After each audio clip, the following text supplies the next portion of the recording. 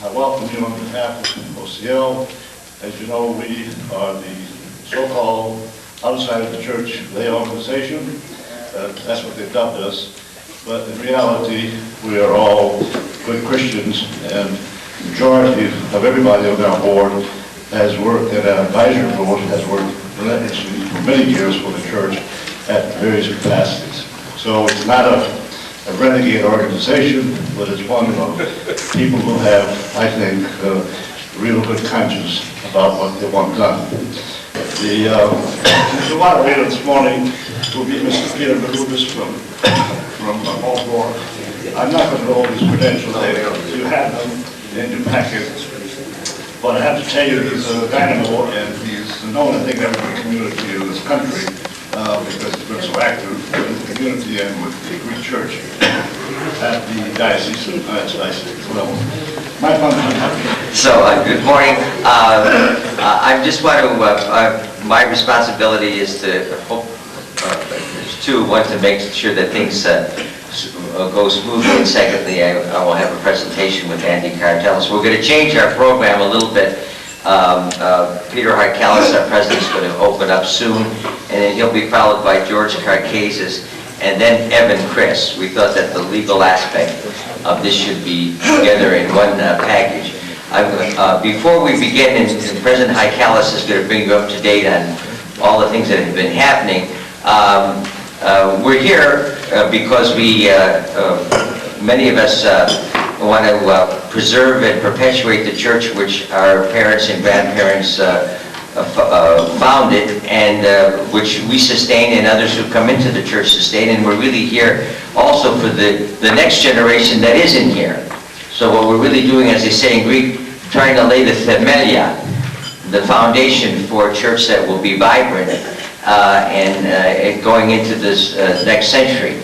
And the second thing I want to say is that our own church, we believe, is in a crisis in America for various reasons that you're here. And the crisis has really now become even more aggravated internationally for Orthodoxy, and for Greek Orthodoxy in particular, because some of you may not know, but last Friday, a week ago last Friday, the Patriarch of in Istanbul, Bartholomew, has in effect excommunicated the Church of Greece. He has cut relations with the Church of Greece, not over an item of faith, but over a jurisdictional dispute. He has cut relations. It has thrown our church into a grave crisis. It is a political issue now in Greece. It will have implications here. It has implications because our own Archbishop participated in the Synod, which voted to do this in Istanbul. And even though he did disagree, he knew that this was a very unwise thing to do.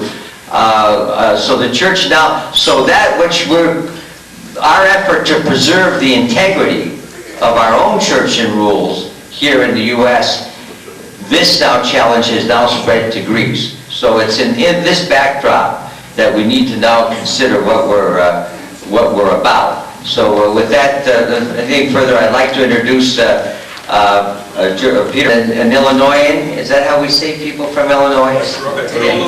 Illinois. I'm from Michigan, so I have a certain bias. And so he's originally from Illinois. He's a distinguished librarian, scholar, PhD. He's been very active, not just in church, but in Greek American cultural affairs. And he's going to give you an update on what has been happening in our effort to preserve the rule. I was going to say the rule of law, but the rule of the integrity of our archdiocese. Peter Hailkalis.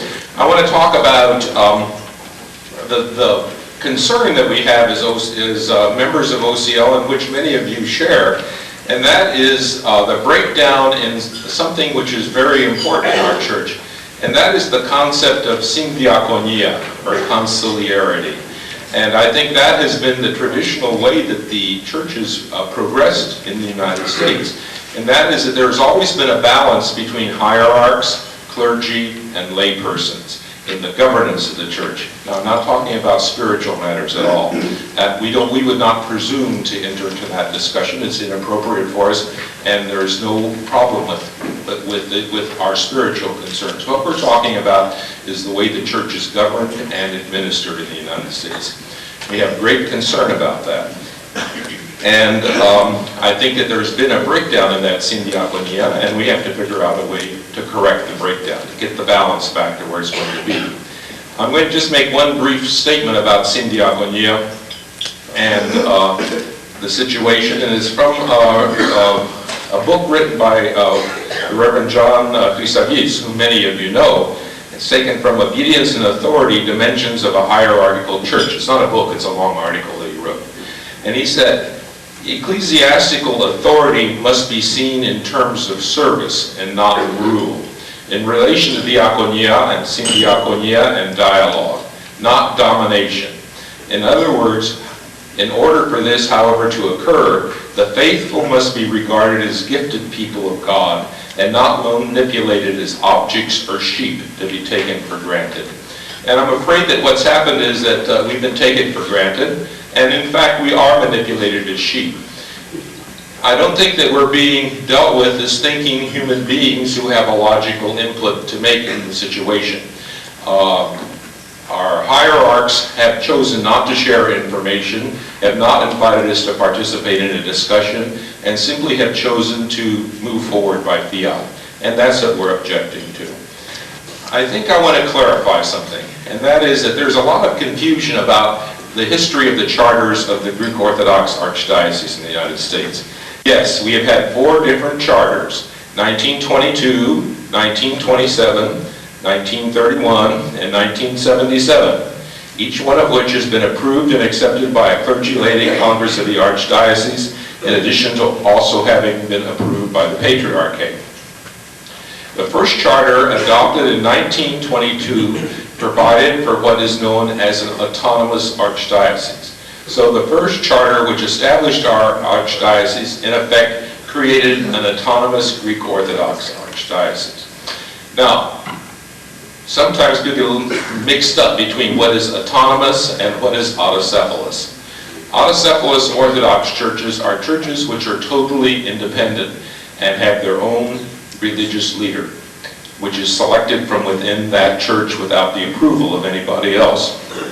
Autonomous means that the church selects its own bishops, sets its own governance, but its leader, in the case of the Greek Orthodox Church in the United States, the Archbishop, whoever it may be, is selected or approved by the Patriarchate from a list of names of candidates submitted to the Patriarchate of whichever that church belongs to. And in our case, it's the Patriarchate of Constantinople. So the Charter of 1922 created an autonomous church. That means it governed itself by electing its own bishops and making its own decisions without any required approval by the Patriarchate. Subject to ratification by the Patriarchate, it also elected its own archbishop. The second charter, which was approved in 1927, was essentially the same as the 1922 charter with only some minor adjustments. So my daughter says, sounds to me like we're going in the right direction. So what happened next? Unfortunately, as a result of extensive turmoil and problems which developed in the Archdiocese in the late 20s and early 30s, stemming in large measure from political problems in Greece, the Archdiocese lost its self-rule, and under the 1931 charter, it became an eparchy, or province of the Patriarchate. And eparchy comes from what? Greek word, which is eparchy, right? Eparchy. Eparchia, but that comes from the verb eparchy, and that verb means what? To belong to or a possession of somebody else, right? So, became an eparchy of the Ecumenical Patriarchate. Clergy laity Congress decisions were subject to patriarchal approval, and its archbishop was the sole bishop with episcopal power and was elected by the Patriarchate. And when that charter was put in force in 1931, of course, the archbishop was Athinagoras, time of turmoil in the United States, and he played an important role in calming the confusions that occurred here. The 1977 charter was adopted to decentralize the cumbersome administrative system of the archdiocese put in place under the 1931 charter by restoring a synodical system, which means that the bishop presided over a synod, a group of local bishops who were directly responsible to him. It also recognized and implemented the historic role of the laity in the archdiocesan governance by providing for shared and limited responsibility of hierarchs, clergy and laity in decision-making, and by expanding the responsibilities of the Clergy-Laity Congress and the Archdiocesan Council. Now, in a little while, Mr. Chris, I believe, will talk about exactly what differences there are between the Charter of 1977 and the charter under issue at the present time in terms of governance, issues of governance and responsibilities. In order to better serve the needs of its communicants and to successfully meet the challenges facing it in the 21st century, Archbishop Jacobus and his advisors felt it was necessary that the Archdiocese have a greater degree of self-governance. Accordingly, now you may know this history because it's more recent. Accordingly, in May 1995, His Eminence appointed an ad hoc charter committee which prepared and submitted to the Synod of Bishops and the Archdiocesan Council for review the draft of an amended 1977 charter. The draft provided for an autonomous archdiocese under the spiritual jurisdiction of the Ecumenical Patriarch. However, before there was any consideration or review, the proposed draft was denounced by the Patriarchate as an uncanonical and secular fabrication. There were also threats of proper canonical sanctions if it was not immediately withdrawn. Unfortunately, the GOA bowed to the threats of Istanbul and further charter revision was not pursued. The Patriarchate was successful in derailing any attempt of autonomy for the GOA, and in 1996, Archbishop Jacobus was dismissed, and the time of troubles that began for Archdioceses in the United States. In the year 2000, the Archdiocese submitted to the Patriarchate a proposed charter prepared by an Archdiocesan committee appointed by Archbishop Demetrius, which had some aspects of a semi-autonomous archdiocese. However, it was also rejected by the Patriarchate.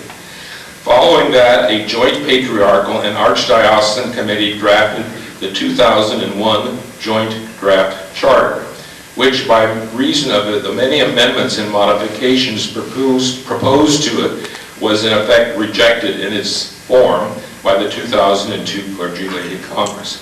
And I'm sure you all recollect that meeting which took place in Los Angeles and all the amendments that were made and the fact that they were rejected. The purported charter, the one that's been issued by the Patriarchate, imposed in January 2003, is essentially the same as the rejected 2001 joint draft. So, those are the four charters. 1922, we started with autonomy, which was prepared by a group of hierarchs, lay people and clergy in New York, and by the Archbishop who had been sent from Greece at that time, who later himself was elected to become Ecumenical Patriarch. I think his name was Meletios, right? Then 1927, that charter was still in effect with some minor revisions. 1931, the whole thing was overturned and we reverted back to a different kind of system of operation and a different relationship. 1977, that relationship was modified to provide for a greater degree of syndiakonia. The attempts afterwards to get back to where we were in 1922 have been rejected, and we've reached the point of standoff where we are now, and which our other speakers will address. The history of the charter, the current charter controversy goes back to 1995. At that time, a committee was appointed by Archbishop Jacobus. They came up with some proposals that would really enhance the autonomy of the archdiocese. They sent a draft to the Patriarchate and it was rejected. I understand that the letter that was sent back was a terrible, terrible letter, basically saying, sober up to the Archbishop. This is an uncanonical, secular document. Unless it's withdrawn, immediately serious consequences will be imposed on the perpetrators. And so that charter proposed charter draft was withdrawn, and nothing happened, and then the Archbishop was retired, resigned, whatever, and now we had Archbishop Spirit, and he appointed a new committee of people that mostly no one ever had heard of, and they started working on a draft of the charter. Again, this was not at the request of any clergy lady Congress. Nobody had asked that the charter nobody from the church in America, no clergy and laity in this country asked for a change in the charter. But it became known that this charter was being drafted. So in 1998, Clergy Lady Congress in Orlando, Florida, which was the only Clergy Lady Congress that Archbishop Spirit presided over, George Matsoukas and I were approached by a metropolitan in the coffee shop. He said, "You've got to come up to my room. We've got to talk." Situation, at that time there was already controversy with Archbishop Spirit and having fired the priests, professors at the seminary. There was a lot of tension, but he said, "Look, the situation is worse than you people in OCL know. It's horrible. The Archbishop isn't even convening meetings of the Synod, and he's working on a charter, and we're not even included. There's no inclusion of the hierarchs in this charter committee. He's got his own committees working on a charter." So he really implored delegates to the Clergy Lady Congress, who were also members of OCL, to make a motion to expand the charter committee to include the hierarchs.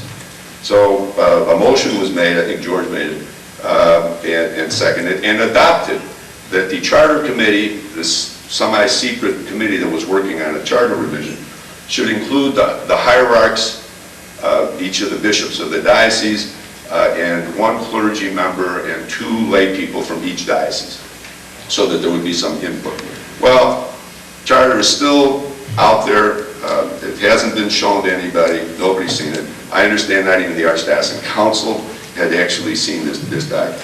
But under pressure, essentially from OCL and press releases and comments and everything else, eventually the charter is made public to a few people, and they're going to try and get it approved, and then they say suddenly, "Oh, what about this 1998 resolution that we should have representatives from the diocese? We should have 2 lay people, and we should have a clergyman. We got to expand this committee." So they pick a few people from the diocese. They call a meeting in New York. Unbelievable, unbelievable. Call a meeting in New York. They have all these people there, and they distribute copies of the charter to them. And they tell them, "Got an hour or 2, take a look at it and tell us what you think." Well, wait a minute, this is an important thing. Maybe we should have more than a couple hours. Well, maybe we'll have 3 or 4 hours. They're looking at it, and they're told, "You can't take it with you. You cannot take a copy with you. And if you make any notes, you can't take your notes with you. You have to leave the room without anything." I mean, this now is the input of the laity into this charter process. The history now goes on. The Archdiocese and Council is finally brought in, either before this meeting or after. I don't have the time right in front of me, but they look at it and they come up with some concerns. They actually say, there's things wrong with this thing, and they issue a list of concerns about this proposed charter. Under pressure, the Archdiocese finally sends copies to the parishes, shortly before the Clergy Lady Congress of 2002 in Los Angeles. So the parishes finally get to see this, and they're invited to give comments. And I don't know how many parishes, 100 parishes maybe, 190. send some comments in. And they have 15 days. Okay. And that's it now. You've sent in your comments. Thanks a lot. Have a nice day. It's not going to be discussed, and it's not going to be voted on. It's not on the agenda of the Clergy Lady Congress. So we all go to Los Angeles, and the people are up in arms. I mean, there's been a lot of publicity. There's been a lot of anguish over this. people, the delegates are arriving there expecting to have some input into this charter, and it's not on the agenda. And eventually they say, well, we're going to allow a discussion, but here's a piece of paper. Every delegate gets a piece of paper that says, no vote will be allowed to reject the charter in whole or in part. So, you know, this is the highest legislative body of the Archdiocese under the 77 Charter. So you're there, and you're not allowed to vote on this charter. So what are you going to do? You're going to have a discussion. So Laity, who's been on this committee from the beginning, gets up, and the discussion consists of article by article being presented by Laity, essentially putting her spin on every single article at great length, taking lots of time. No opportunity for people to really say, wait a minute. Eventually, people are able to get up and start saying, well, wait a minute, I'd like to propose an amendment to this, I don't like this, I don't like that. The conversation goes on for a day and a half, 2 days. 7 hours. And you just see the outpouring of input from the lay delegates from the parish and some clergy. So they come up with just many amendments to the proposed charter, which are supposed to go to the Patriarchate and be considered by the Patriarchate. In effect, some attempts to make resolutions are ruled out of order, but eventually Dr.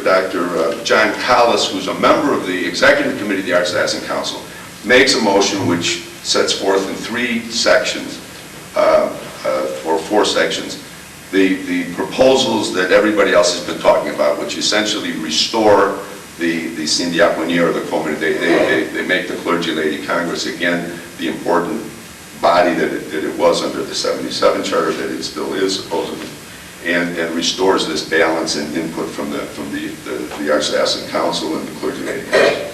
So those proposals, all of them go to the Patriarchate, and eventually a charter is now issued by the Patriarchate and then sent out by the Archbishop to all the parishes saying, this is your